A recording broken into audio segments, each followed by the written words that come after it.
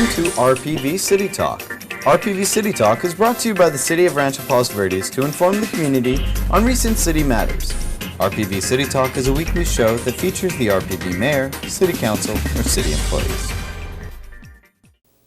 Hi everyone, I'm Liz Brown Swanson and welcome to RPV City Talk. It's great to have here in studio the Mayor of RPV, Mayor Jim Knight.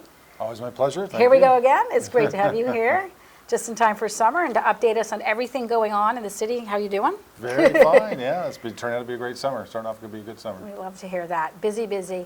I just want to open up by starting that we had a big announcement at the city, and that is our Deputy City Manager, Carolyn Petru, after 29 years of serving here in the city in many different roles as interim last year city manager, she is going to step down at the end of the summer. So what were your thoughts on that? I was sad to hear it. I understand she's been with the city for almost 3 decades here. Right. So she is a city in many respects. I mean, she grew up in the Hill. She loves the city. She's been almost in every department we have in the city functioning, and she has a fantastic institutional knowledge, but she's always been a consummate professional in how she handled everything in terms of interfacing with the public or with the staff, coordinating the staff. Of course, she was interim city manager last year, and she did a fabulous job. So I'm going to greatly miss her. She is. It had to happen at some point, right? It probably had to happen at some point. Yeah. She's earned her time to take a break. She has been such a great asset to the city over those years. Yeah, and so now what's the process in replacing her? Of course, we just brought our new city manager on board in March, so. Right. It's that position is up to the city manager. He could either replace the position or not have the position. That's his choice. So stay tuned for that. Yeah, right. Okay, I do want to say thank you to Carolyn Petru. Oh my She's goodness, just yes. been Carolyn's incredible leader. fantastic. Yeah, well, I want to give her great thanks. So. Okay, another big item, of course, City Council, you've just passed the balanced budget for 2015-16. That must feel good. Yes, we did, and of course we got a balanced budget again, and it's always a challenge for us because the greatest portion of our revenue is from property taxes, but we only get 6 cents out of every dollar, and that's almost half of what a lot of other cities get. So we really do give the residents a good bang for the buck because we have well-maintained infrastructure, we provide good services, a lot of parks for the residents. So, but we really have to scrutinize that budget to really make it come out at the end so it's balanced. The city is in very good shape financially with a nice healthy reserve. Right, we have a reserve, and we also have other funds too. We have restricted funds we have for other kinds of projects, and we also have the capital improvement plan, which also has a reserve. So, but we do have a lot of challenges on our infrastructure coming down the road. We're going to have to take care of things. So, but I think we will utilize those tax dollars very efficiently. And of course, one of the big increases we saw in this year's budget had to do with crime prevention. Obviously, talk about why you've targeted that area as a place to increase services with the Sheriff's Department and what taxpayers can expect to get for the added expense now in the budget. Right. Well, there's been, not just our city, but in a lot of cities, there's been a little bit of uptick in some of the burglaries and those kind of things. Part of the problem is we have realignment, but we also have another, I think it's Prop 47, where they reduce the sentencing for certain offenses, like drugs and so on, and that's caused some people not to be able to get into rehab, which makes them desperate for money, and so there's certain things that happen that way. So what we've done, we've added 2 additional patrol cars with the sheriff that's strictly dedicated to Rancho Palos Verdes. And that's the first time really there's been a car dedicated to the city, correct? Because right now we're in a contract, we share resources with the peninsula. Right. So that's... Yes, we have an arrangement with other cities where we share the resources. The deputies are supposed to spend their time relative to the amount we pay, which is we're the larger city, so we pay the larger amount, but we have more territory to cover too. So this will be dedicated strictly to RPV residents. We're trying to, it's not so much part of the budget, but we're trying to increase the volunteer patrols out there. We've also in the budget allocated money for a automatic license plate recognition system to be put in patrol cars and possibly one spot down here at La Rotunda on the road so we can monitor people coming and going in the city. it'll all be in a public area. It's not going to affect any private property, anything like that. So Right. we just want to make sure we provide as much safety to the residents as we can. Well, we've been hearing about this for a long time now with the community more concerned, and like we talk about the perception that people aren't feeling safer. So this should, do you think this should help make people I would hope it feel safer? I hope it make them feel safer, but the bottom line is to action, to make sure that we are administering action to do that. There's the perception part of it also. We also are going to work very closely with the Sheriff's Department to make sure to find out what is working, what isn't working, and just constantly fine tune it to make sure we're doing the best we can. So the increase with the 2 more patrol, the money's going to that. It's just 1 year, because you're going to reevaluate that, right, after a year and see if this is, or... Yes, we're going to reevaluate it. We have to see what we're going to be doing down the road in terms of how that has affected our effectiveness and safety of the community, and we'll reevaluate it down the road. Right, because I know they were talking about having a 3rd position hire, using money to do that with like a special assignment person.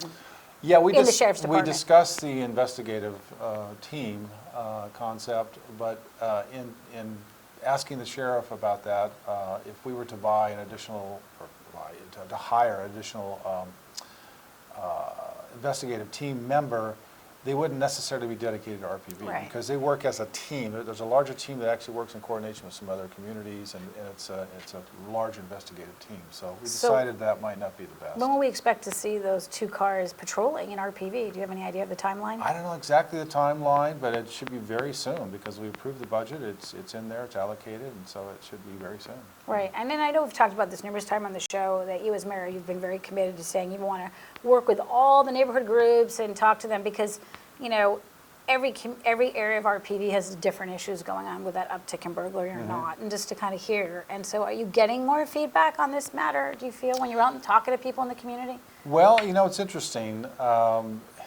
Like a lot of things, we hear the complaints, but when things are working, sometimes it gets quiet. Okay, well, no news is good news. No, but that's fine. I understand that. And yes, the sheriff and I both, and the other council members as well, want to get out in the community and make sure we communicate what we're doing for them. And also, I've got a sheet that I bring that's put together by the law enforcement committee. Susan Brooks is on that, and Anthony Misitich, and the sheriff. It's a tips for homeowners of what to do to reduce your risk of being at risk for any kind of crime. Right, don't make yourself a target, and Yeah. join your neighborhood watch group. We always say That's that, always but good. it's Absolutely. really, really helpful. It's amazing. We have stories coming in about somebody who happened to see a car that didn't seem right, and they happened to write down the license plate number, and sure enough, something happened. They shared it with the sheriff, and bam, that person got caught.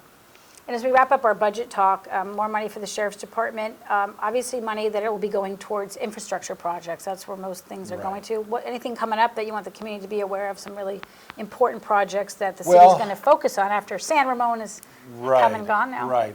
Well, we're continuing with our street maintenance program, which puts our streets at a very high level of service for our residents. Again, infrastructure, we do have the storm drains we have to deal with. That will be taking quite a bit, and we're looking at trying to figure out a way to reutilize Ladera Linda Center and maybe do some improvements down there. So we have quite a few infrastructure projects lined up to be done. It's just a matter of setting the priorities. The safety issues are first. Storm drains are extremely important. Okay, and that brings us to the next question. I had, at your last council meeting, the council voted to increase the storm drain user fee by 10 cents. 10 cents a year. And there was some conversation about that amount also, to talk about what the council discussed regarding this agenda item, and also give us some more background on what's going on with the fee, the storm drain user fee. Well, it's, as you know, it's sunsetting here in the next year. And so we are in the process of trying to put together a ballot initiative for the residents to decide whether or not they want to continue it down the road. And we want to make sure that they have the information they need to make an intelligent decision.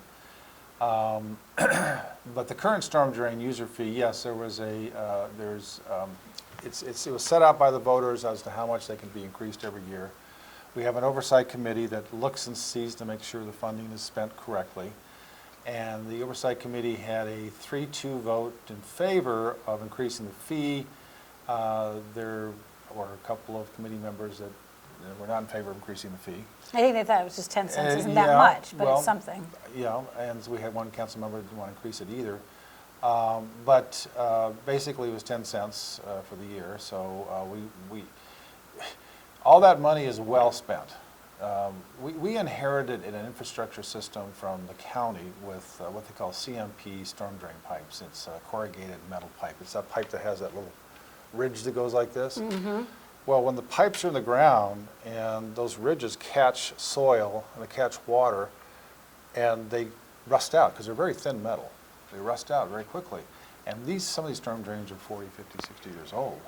And so what happens when the bottom rusts out, when the storms come, the water's no longer being channeled to the pipe. It's cutting a ridge below the pipe. As what happened in Western Avenue, Right. we had a sinkhole. Well, that sinkhole is caused exactly for that reason. And so some of these storm drains run under people's homes. So we are trying our best to take our infrastructure funding and what we have available to fix these things so we don't have a problem down the road. It's a really important aspect of our infrastructure projects. And the storm drain user fee helps to get some of that project. There's still projects that need to be done. Because it gives you a designated fund rather than going out of the general fund to do this, right? Yes, designated for that sole purpose, and we have an oversight committee to make sure it's spent correctly. So, but that particular program was a 10-year program that's running out in 2016. So as I said, we want to provide the voters an opportunity to choose whether they want to go forward with it or not.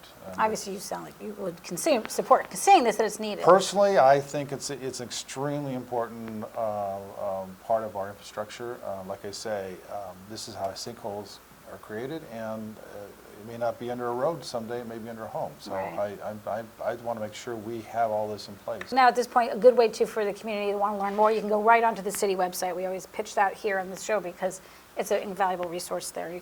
And there'll be information about. Well, the website has a lot of information, there's information about the storm drain user fee and the current one, and the committee meetings and their minute and what they talk about and so on. And so yeah, there's plenty of information So about log that. on to rpvca.gov. Right. All right. Moving on to other issues that have come up that have sparked some debate, I might say, is what's going on at Del Cerro with the parking issue. And the council all met and seemed to try to resolve that. There's a problem with parking, and we've become so popular here. You see, it's not easy being popular, Mayor. Well, the beautiful natural attributes of the city have been discovered by millions of people in the LA basin and beyond. People come from even further beyond that. And there's just one street where there's parking to enter into the preserve on Crenshaw. I mean, there's other entry points in the preserve, but this. We're not going to tell anybody where they are. No, I'm kidding. I'm just kidding. But this is the main one. This is the main entry point there at the top of Burma Road. And so over time, since we've been discovered, there's been parking issues there. They not only park way down Crenshaw, even around on Crest. I've seen pictures of people park down Crest. But they begin to park in the neighborhoods, and so the residents are getting aced out of their own parking in the area. So especially the Del Cerro Homeowners Association, but there's another one, this Valley Vista and Island View Right. are also part of this. Del Cerro kind of took the lead on this one, and I had talked to them a long time ago, and I finally agendized this to be on the council agenda, so we can talk about a parking permit program. So the parking would be limited just to the residents there. There'll be signage, there'll be parking permit stickers or something they'll have for their cars, and so then they will not be impacted by the people accessing the preserve. And in addition to that, there's been some safety issues along Crenshaw because people are now parking on both sides of there. The road's not that wide, and I've driven by that myself where someone has their door open talking to somebody, and you're trying to go around them this way to avoid them, and there's a car coming your direction. So we've eliminated parking on the, I guess you call it the east side of there on Crenshaw. It'll be red striped. It'll be red striped where all the bushes are. The park where there's the sidewalk, that's toward the ocean side, will still have the parallel parking there. I know there was talked about doing, slanted parking, or I'm not using the right word. Yeah, Diagonal yeah, parking. angled parking. Angled parking. Right. But there was concern about safety with that, if you went that approach. Well, yeah, there was, the staff had a recommendation to go with a 60-degree angled parking with pay stations, so that we would, have more of the control of the number of cars that are there. But that seemed a little bit too extreme for the council and the residents there, so the council decided to just keep the parallel parking, no pay stations, and red stripe one side, and we'll see how it goes.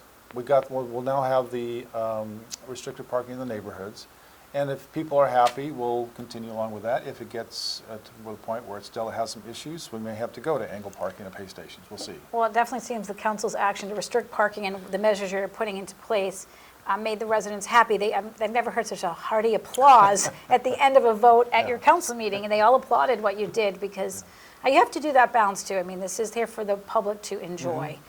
It's not a not in my backyard kind of situation. No. It is safety, and it is, for the But neighborhood.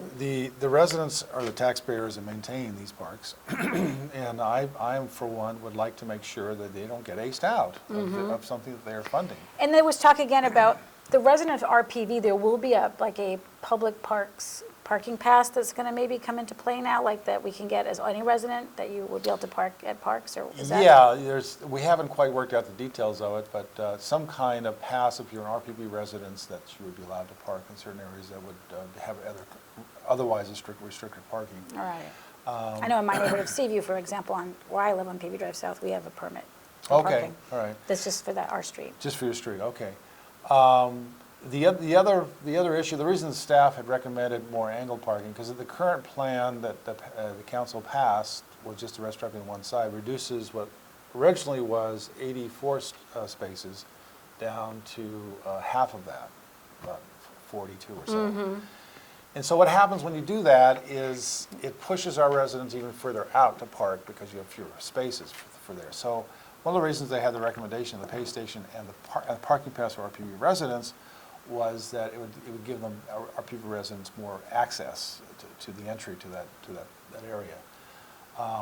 But there were some issues with the angled parking. We weren't too sure about that, and the residents in Del Cerro didn't want to have that. So we're going to go along with what we have there now and look at it and reassess it down the road if we needed to add the other elements to it. And as we said, we've become so popular. I think I've heard one of the council members refer to us as sort of becoming like LA's playground. We have beautiful parks there for the world to enjoy. And the Parks Master Plan update is going to it goes before the council, right? On the 30th of June? June 30th, right. The June 30th meeting. So what do you expect will come out of that? What's the goal? Well, a lot of those parks are the active parks. The preserve is kind of a separate item to itself, and so the Del Cerro issue had to do with the preserve itself. Correct. But some aspects of Del Cerro are the nature preserve will be included in that. But the Parks Master Plan deals with a lot of the active parks and so on, and what should be done with them, and like Ladera Linda is a big topic over there. What are we going to do with that, and are we going to upgrade that or not?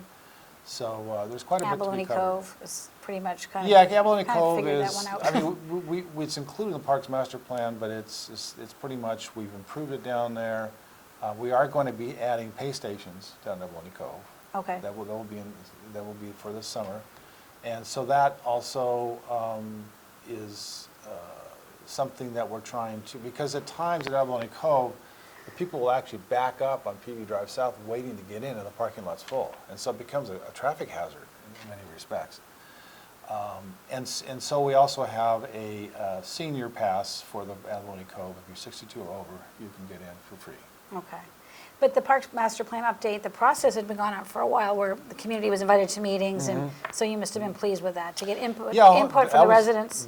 We want to find out what do you want to do with these parks? What's your pleasure? And we'll see what we can afford to do and what we can't do. But we want to make sure the residents have an input on a say as to what happens with their park. So we had a long series of workshops, we outreached there, and so that's finally come to conclusion. And June 30th, it'll be before the council. If there's any additional comments to come forward, they're welcome to either write in or attend the meeting. Excellent, excellent. Well, we have lots of great parks, and it's going to get busier this summer too, I'm sure. Yeah. Yes. Absolutely. Moving on, one thing I'd put down about this whole idea of, the fact through social media, we've been discovered more and more. I mean, now because of it become so popular, this council's talked about like increasing film permit fees, things like that. How do you how do you think we need to go about balancing that? Because on the one hand, you want to share your community, but on the other hand, you want to make sure the quality of life for the residents doesn't get impacted either. Is that, Yeah, well, is that a challenge? It is a challenge. I think I really am adamant about making sure our residents aren't getting aced out of enjoying our parks. And so that's part of what we just talked about with the Del Cerro plan, but also other areas. If we have some kind of city pass or something where they have access, that would work for them. That would be great. It could be a citywide thing. But yeah, I want to make sure we want to make sure the residents who are paying for these parks have access to them and not be pushed out by too much activity coming from a huge basin, LA basin here. Yeah. Right. All right, moving on to other items that you've been covering at the council meetings in the last month or so. EDCO came up, our trash hauler. The council basically approved a cost-saving contract extension with EDCO. So explain what's going on there, what the residents need to know about trash collection now in the city. Yes. Because it's been consolidated. Yes, it's been consolidated. We have, EDCO covers most of the city, but there's certain residential areas that Universal Waste System has been covering. Like yours, right? And Portuguese Bend is one of them, that's correct. And so EDCO has, they worked it out where EDCO is going to take over that service, and we'll just have one contract with EDCO. As a part of that process, they had a right to raise the rates 15, 16, 4.6% or something. And they voluntarily said, we're going to freeze the rates. And that saved the residents about $156,000 overall.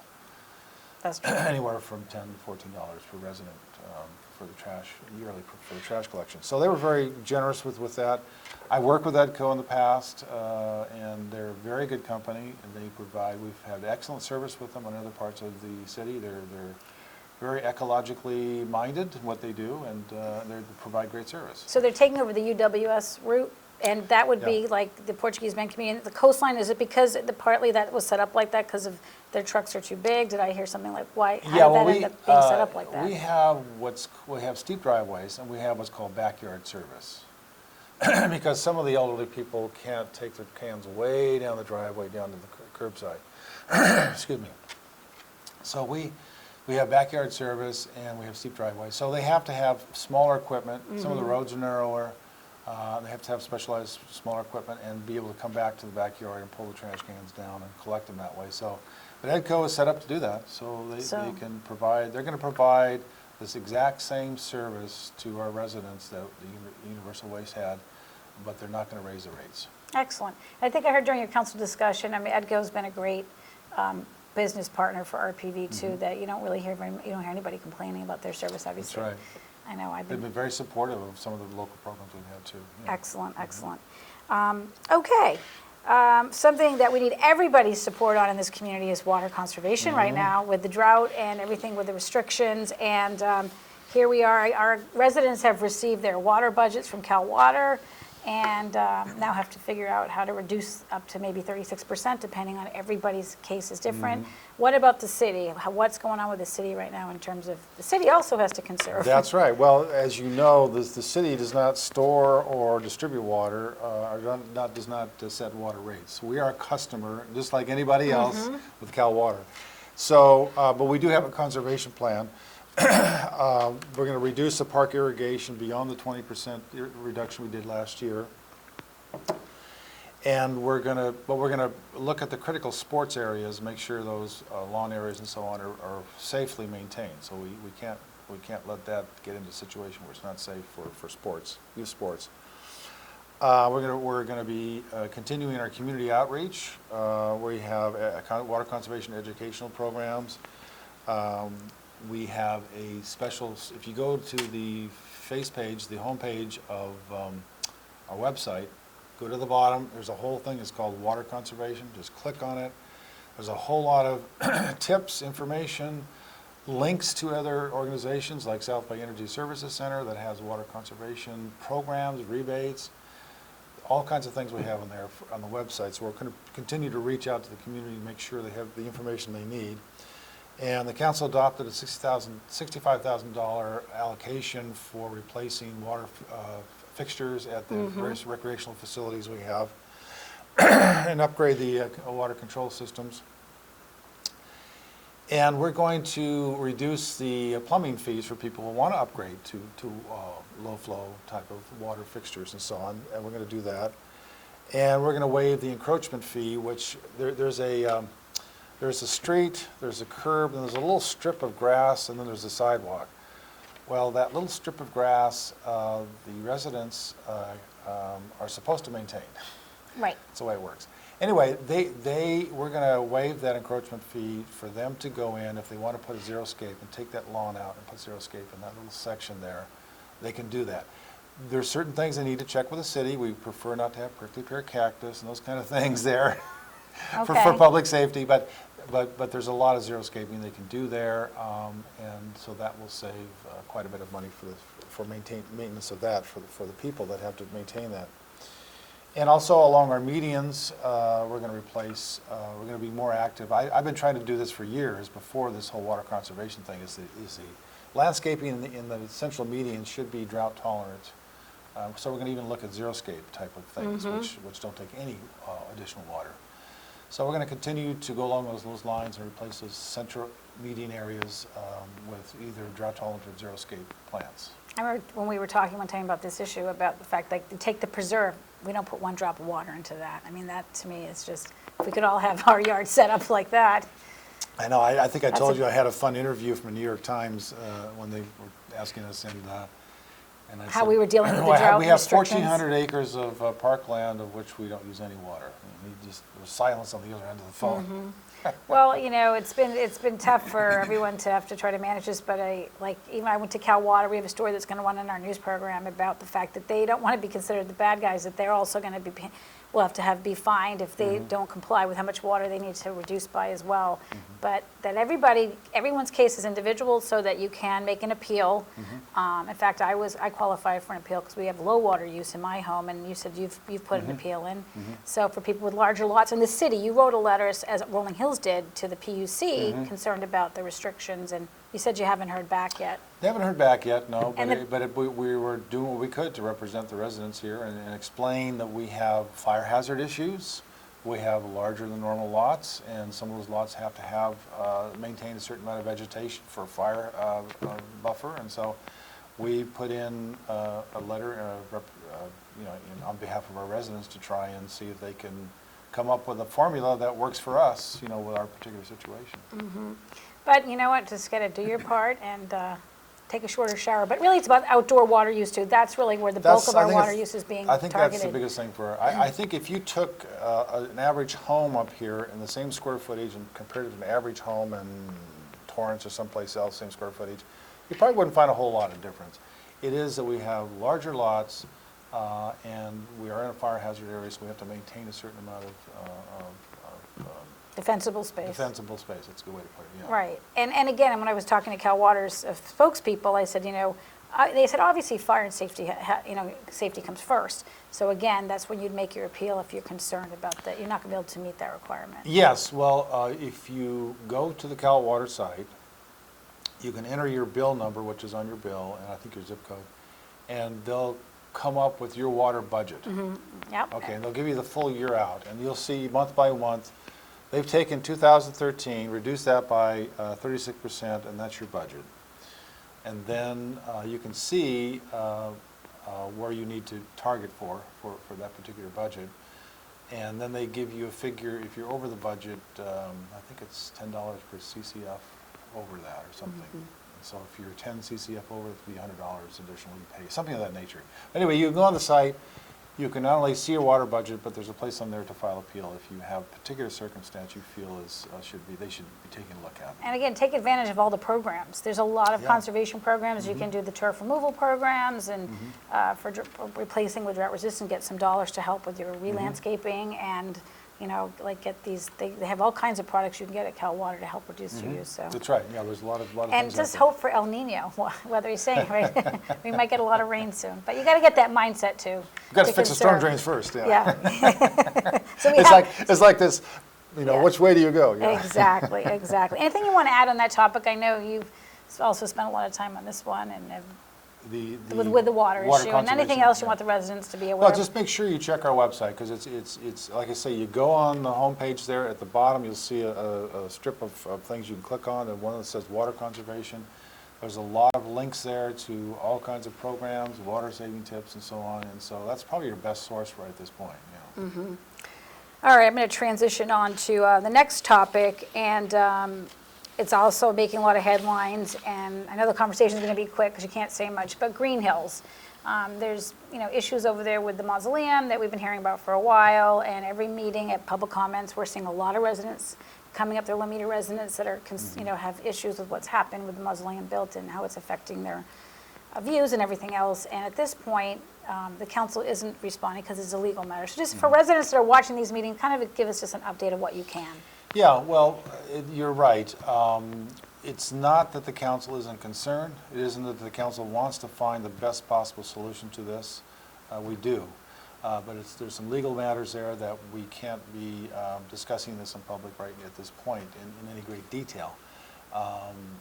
We do have a meeting scheduled September 1st to hear the appeal on this, so there'll be a great opportunity there to have a dialogue on that at that point. But as of now, there's a lot of legal things going on in the background that make it complex for us to be making comments, but rest assured, we do want to find the best possible solution to this as possible. Right, I think one council member said it's going to be difficult for it to be win-win, but at least you can do the best you can with what you got. We're going to do the best we can. All right, so stay tuned, and that will be in September that will come up at your meeting. Right. What do you see as some of the big issues that the council is going to be tackling over the summer months, and just what's coming up? Well, I'd say one thing we want to make sure we give the residents the opportunity for is the storm drain user fee expires in 2016. And I want to make sure, and all the council members and staff and city wants to make sure that the residents have an opportunity to decide whether or not they want to continue that down the road. And in order to do that, we have to make a lot of preparations to get this on a ballot and get it out there and get it to the residents. It'll be a ballot thing if when it goes forward. It'll be in, I think, spring 2016 would be when the ballot measures would go out. And I just want to make sure that everybody has all the information they need to make an intelligent decision. And my personal opinion is it's a great program. We really need it. I've explained to you what happens to the CMP pipe and how it can be very dangerous. But again, this is a decision that it's up to the residents to decide whether to go forth or not. Okay, well, that's a very serious subject that we all have to pay attention to. So we're going to move on to summer projects that are funner. That would be the Pass the Fun test, because it's summertime and school's out for summer. And that is 4th of July is coming up. That is big for the city, the biggest party the city throws pretty much on 4th of July. You look forward to that. I'm always in Boston, so I miss it. Oh, you miss it. Yeah, it's a lot of fun. It's great. We have all kinds of activities there planned for the kids, and the entertainment there that comes every year, and all kinds of booze and things to do there. And it's just a fun day, a really fun day for the city there at the City Hall site. And I understand that day you eat a lot of pie. Is there a pie eating contest? Well, I think they usually have a pie eating contest there. Yeah, that's true. Yeah, that's right. Okay. Well, enjoy. That will be fun. Other things happening this summer, pretty exciting. I see that the YMCA is partnering up with the city and is offering summer camp at Ladera Linda. This is new.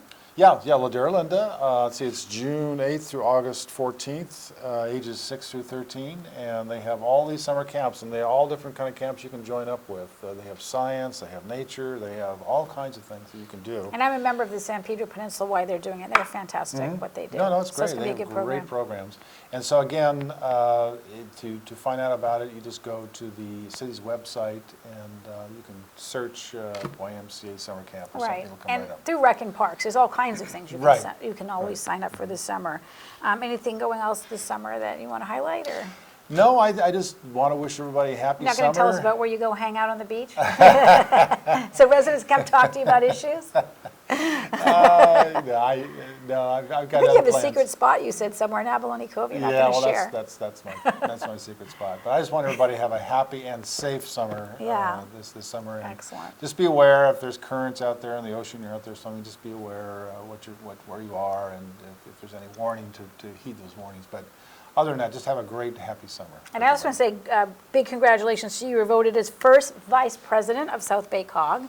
Yes, that's coming up That's- this next meeting. So That's there'll right. be and that's pretty exciting. Yeah, that's That's more work for you, maybe. Well, no, because I've been pretty involved with the COG, because that's an organization that we can, as a city, have a certain amount of clout with regional issues. And even with the legislation in Sacramento, we have a voice there that can direct things to keep our local control more, with us locally. So it has a lot of important issues that it deals with. It's also, the South Bay Energy Services Center is an arm of that as well. And the city has saved hundreds of thousands of dollars, and I've been pushing for years to get energy savings programs to the city that the South Bay Energy Services Center has provided for us. So, How many communities are in the COG then? Is there quite a few? I It's all remember South how Bay. many total, 40 some odd Wow. cities. Not 40. It's mostly, it kind of goes from Rancho Palos Verdes, goes up through Carson, and I think El Segundo is a dividing line. Then there's something called the West LA COG that's from El Segundo north. So it's kind of up in that central corridor off the 110 freeway. I can't remember exactly how many cities there We'll have to follow you to the meeting are. Okay. one of these days. All right. Meantime, we'll follow you down to the beach this summer. You got it. Well, thanks for all you're doing for the city as always, and we'll see you at the next council meeting. My pleasure. All right, that'll do it for this edition of RPV City Talk here with Mayor Jim Knight. Thanks for watching. Have a great day, everybody.